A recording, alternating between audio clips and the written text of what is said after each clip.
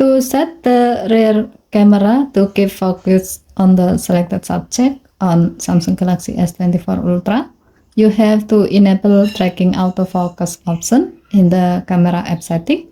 To do so, open camera app and then tap the settings icon at the top left. Scroll down the screen. Under general section, tap the gray on off switch next to tracking autofocus until the switch turns blue to turn it on. With this setting, the rear camera will keep focus on the selected subject even if they move. Given to the function, you can enable this feature to help you easily capture sharp, focused images and videos of moving subject. Okay, thank you for watching. Please help to like and subscribe. Have a nice day.